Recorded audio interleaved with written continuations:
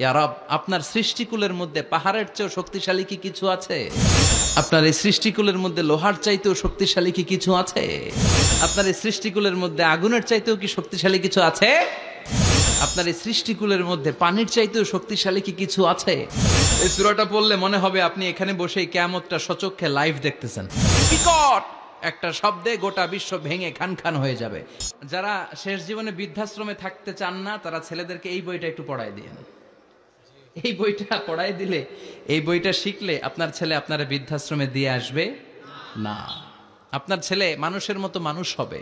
মানুষকে দিয়েছে আল্লাহ অসাধারণ সম্ভাবনা। এই পৃথিবীতে মানুষের চাইতে শক্তিশালী কেউ আছে? কথা কন। রব্বুল আলামিন যখন পৃথিবী বানালেন, মহাবিস্ফোরণের মধ্য দিয়ে গোটা পৃথিবী যখন তৈরি হয়ে যায়, পুরো পৃথিবী থারথার করে কাঁপে। পৃথিবীর এই কাঁপুনিগুলোকে বন্ধ করার জন্য আল্লাহ পৃথিবীর ভিতরে 7টা টেকটনিক প্লেট বসিয়ে দিলেন। 7 tectonic plates create the mountain range on earth. 7টা প্লেট বসাই দিয়েছে, মানে 7টা পেরেক, পাহাড় বসিয়ে দিয়েছে। পৃথিবী তৈরির পরেই পৃথিবী কাঁপছে। মুসনাদে আহমদ ইবনে হাম্বলের বর্ণনা, আল্লাহ তাআলা পৃথিবীর ভিতরে পাহাড়কে পেরেক হিসেবে ঢুকিয়ে দিলেন। এবার কাঁপাকাঁপি বন্ধ। সুবহানাল্লাহ পড়েন। ফেরেশতারা অবাক, ইয়া রাসূলুল্লাহ, ইয়া রাব্বাল আলামিন, এই পাহাড়ের এত শক্তি যে পৃথিবীর এই থারথার করে কাঁপুনিকে বন্ধ করে দিয়েছে। হালমিন খালকিকা আসাদ্দা মিনাল জিবাল। ইয়া রব, আপনার সৃষ্টিকুলের মধ্যে পাহাড়ের চেয়েও শক্তিশালী কি কিছু আছে? আল্লাহ বললেন নাম আছে। কি সেটা? আল্লাহ বললেন সেটা হচ্ছে আল হাদিদ, মানে লোহা। লোহা চিনেন? এই হাদিদ নামে, আল হাদিদ নামে আল্লাহর কোরআনে একটা সূরা আছে না নাই?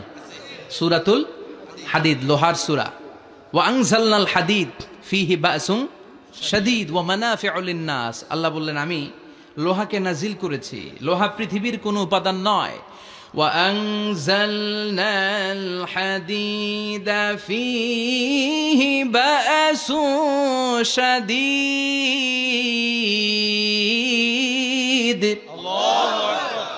আমি পৃথিবীর মধ্যে লোহা নাজিল করেছি। লোহার ভেতরে আছে ভয়ঙ্কর ধরনের শক্তি।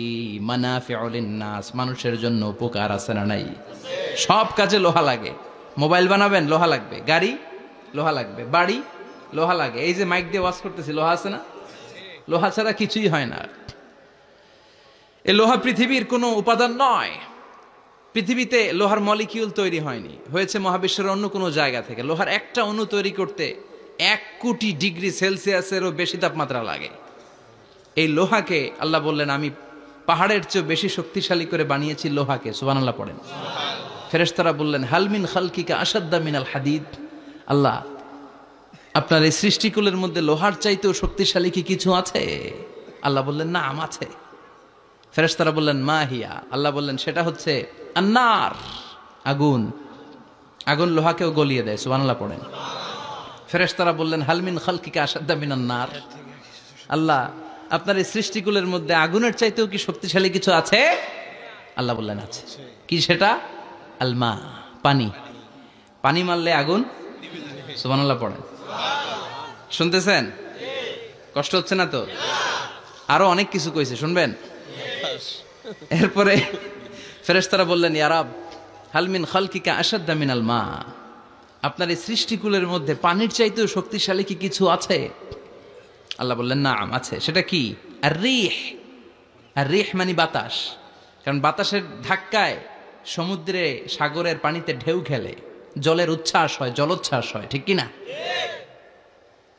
এবার ফেরেশতারা বললেন মাবুদ, পানির চাইতেও বেশি শক্তিশালী বাতাস। এবার আমাদের জানতে বড্ড মনে চায়, এই বাতাসের চাইতেও শক্তিশালী কোন সৃষ্টি আপনার সৃষ্টি জগতে আছে নাকি? আল্লাহ বললেন বাতাসের চাইতেও শক্তিশালী একটা জিনিস আছে। দেখি কে কইতে পারে, বলেন। সুবহানাল্লাহ। আল্লাহ বললেন বাতাসের চাইতেও শক্তিশালী হলো আশরাফুল মাখলুকাত, মানুষ। যদি সেটা মানুষের মতো মানুষ হয়, এমন মানুষ যে মানুষ ডান হাতে কি দান করে বাম হাত সেটা জানে, তার মানে গোপনে দান করে। গোপনে দান করতে রাজি আছেন তো? তো এই কোরআন এসেছে আমাদেরকে মানুষের মতো মানুষ বানাতে। কি বানাতে? আমরা মানুষের মতো মানুষ হতে চাই। রাজি আছেন তো? আল্লাহ তুমি তৌফিক দাও। আরো জোরে পড়েন আমিন। আমি ছোট্ট একটা সূরা তেলাওয়াত করেছি, আমাকে অনুরোধ করা হয়েছে সূরাতু আল কারিআ থেকে কিছু কথা আপনাদের সামনে রাখবার জন্য। তো আসুন কালামুল্লাহ মাজিদের আলোকে আমরা জানবার চেষ্টা করি এই ছোট্ট সূরাটিতে আল্লাহ তাআলা আমাদের জন্য কি রেখেছেন। সূরাতু আল কারিআ, সূরার নাম হচ্ছে আল কারিআ। সবাই বলেন সূরার নাম আল কারিআ। আরো জোরে কি নাম? আল কারিআ। মুখস্থ আছে না সবার? আছে। ছোট ছোট সূরাগুলো আমরা মনের অজান্তে কবে যে মুখস্থ করে ফেলেছি আমরা নিজেরাও জানি না, ঠিক কি না? মসজিদে যখন যাই, দাদার হাত ধরে বাবার হাত ধরে ছোটবেলা যখন যেতাম, ইমাম সাহেবের কণ্ঠে কেরাত শুনতে শুনতে ছোট ছোট সূরাগুলো শুনতে শুনতে কবে যে আমাদের মুখস্থ হয়ে গেছে আমরা নিজেরাও টের পাইনি। সুবহানাল্লাহ পড়েন। এই সূরাটা এমন একটা সূরা আমাদের অনেকেরই মুখস্থ আছে। এই সূরাটা মাক্কি সূরা। কি সূরা? সবাই বলেন আরো জোরে। বিশ্বনবীর জীবনে দুইটা ইনিংস, একটা মাক্কি ইনিংস আর একটা মাদানী ইনিংস। ইনিংস বুঝেন তো? হ্যাঁ, ছেলেপেলেরা ক্রিকেট খেলে অনেক, তো ইনিংস বললে তাড়াতাড়ি বোঝে।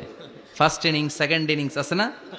বিশ্বনবীর জীবনে দুইটা ইনিংস, একটা মাক্কি ইনিংস আর একটা মাদানী ইনিংস। এই সূরাটা আল্লাহ তাআলা বিশ্বনবীর মাক্কি ইনিংসে নাজিল করেছে। মাক্কি ইনিংসে বিশ্বনবী খুব ধীরস্থির ভাবে দাওয়াতি কাজ করতেন, ধীরে ধীরে, খুবই ধীরে। ক্রিকেটের ভাষায় বলতে গেলে ঠেকিয়ে ঠেকিয়ে খেলেছেন যাতে উইকেট না পড়ে যায়। সুবহানাল্লাহ বলেন। এটা হচ্ছে মুমিনের স্ট্র্যাটেজি, যখন যে পরিস্থিতি তখন সে কৌশল। আবার মাদানী ইনিংসে বিশ্বনবী সশস্ত্র সংগ্রাম করেছেন। বিশ্বনবী জ্বলে উঠেছেন আপন শক্তিতে, চিল্লা এখন ঠিক কিনা? জ্বলে উঠেছেন না তিনি? বদরের যুদ্ধ করেছেন, উহুদের যুদ্ধ করেছেন, খান্দাকের যুদ্ধ করেছেন। সশস্ত্র সংগ্রাম, রক্তক্ষয়ী সংগ্রামের মধ্য দিয়ে কালিমার পতাকা মদিনার জামিনে উড়িয়েছেন, চিল্লা এখন ঠিক কিনা? তো এই সূরাটা বিশ্বনবীর মাক্কি ইনিংসে নাজিল হওয়া একটা সূরা। এই সূরার আয়াত সংখ্যা হচ্ছে 11টি। কয়টি? সবাই বলেন কয়টি? তো এই সূরায় আমরা কি জানতে পারবো? এই সূরাতে আল্লাহ তাআলা কিয়ামতের বর্ণনা দিয়েছে। কিয়ামতটা যেদিন হবে ওই দিন গোটা বিশ্বব্যাপী আমাদের পরিস্থিতি কি হবে এটার একটা নকশা আল্লাহ এই সূরাতে এঁকে দিয়েছে। নিজে এই সূরার নকশা এঁকে দিয়েছে। কিয়ামতের প্রামাণ্য ধারা বর্ণনা আল্লাহ নিজে দিয়েছে। এই সূরাটা পড়লে মনে হবে আপনি এখানে বসেই কিয়ামতটা সচক্ষে লাইভ দেখতেছেন। সুবহানাল্লাহ পড়বেন না? সূরাটার নাম হচ্ছে আল কারিআ। কি নাম? আল কারিআ। সবাই বলেন কি নাম? আল কারিআ। আল কারিআ মানে হচ্ছে বিকট আওয়াজ, ভয়ঙ্কর আওয়াজ, জাইগান্টিক সাউন্ড, বোম্বাস্টিং মার্কা সাউন্ড। যেই সাউন্ড, যে আওয়াজ, যে বিকট শব্দ পৃথিবীর কোনো মানুষ শুনে নাই। The trumpet, the siren, the whistle, বিশাল এক হুইসেল বাজানো হবে। ওই হুইসেল বা সাইরেন বাজানোর ফলে বিকট একটা শব্দে গোটা বিশ্ব ভেঙে খান খান হয়ে যাবে। এটার নামই হচ্ছে আল কারিয়া। চিল্লা এখন সুবহানাল্লাহ। ওই হুইসেল দেওয়ার জন্য, ওই সাইরেন বাজানোর জন্য, ওই সুরের ভেতরে, সিঙ্গার ভেতরে ফুৎকার দেওয়ার জন্য রব্বুল আলামিন স্পেশাল একটা ফেরেশতা বানিয়েছেন। তার নাম হলো ইসরাফিল আলাইহিস সালাম। কি নাম? ইসরাফিল আলাইহিস সালাম। এদিকে ইসরাফিল নামে কেউ আছে? হ্যাঁ, অনেকে রাখে ইসরাফিল নামটা, কিন্তু অনেকে রাখে। আজরাইল রাখে নাকি? হ্যাঁ, আজরাইল রাখে না, ইসরাফিল কিন্তু রাখে। তো এই ফেরেশতাকে আল্লাহ তাআলা বিশাল একটা হুইসেলের ভিতরে, সাইরেনের ভেতরে 3টা ফুৎকার দেওয়ার জন্য তৈরি করেছেন। তার ডিউটি হচ্ছে তার গোটা জীবন জুড়ে সে হুইসেলের ভেতরে 3টা ফু দিবে। এটার বাংলায় বলে সিঙ্গা। বাংলায় কি বলে? সিঙ্গায় ফু দিবে কয়টা? চিল্লায় বলেন। এই ফেরেশতার পা দুটো হচ্ছে জমিনে, এই ফেরেশতার মাথা হচ্ছে আকাশেরও অনেক উপরে। সৃষ্টির পর থেকে এই ফেরেশতা ওই সিঙ্গাটা, ওই বাঁশিটা তার 2 ঠোঁটের মাঝখানে লাগিয়ে আল্লাহর আরশের দিকে তাকিয়ে আছে, and just waiting for the green signal. আল্লাহর পক্ষ থেকে সিগন্যাল আসার অপেক্ষায় আছে যে আল্লাহ কখন বলবে যে ফু দে। সুবহানাল্লাহ। 3টা ফু দেওয়ার জন্য রব্বুল আলামিন একটা ফেরেশতা বানালেন।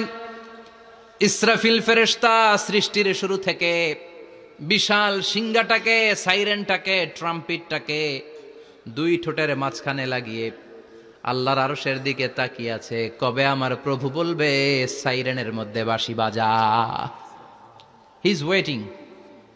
ঠিক এই মুহূর্তে যখন আমি কথা বলছি আর আপনারা শুনছেন, ঠিক এই মুহূর্তেও ওই সাইরেনটা ওনার দুই ঠোঁটের মধ্যে লাগানো, আর উনি আরশের দিকে তাকিয়ে অপেক্ষা করছে কখন আমার রব আদেশ করে, আর তখন আমি সিংগায় ফুৎকার দিয়ে গোটা বিশ্বটারে মেসাকার বানিয়ে দিব। কোন সুবহানাল্লাহ। এই ঘটনাটাই আল্লাহ প্রামাণ্য দলিল দিয়ে বর্ণনা করেছেন। আর বর্ণনা করতে যে এই সূরার নাম দিয়েছেন আল কারিয়া। কি নাম?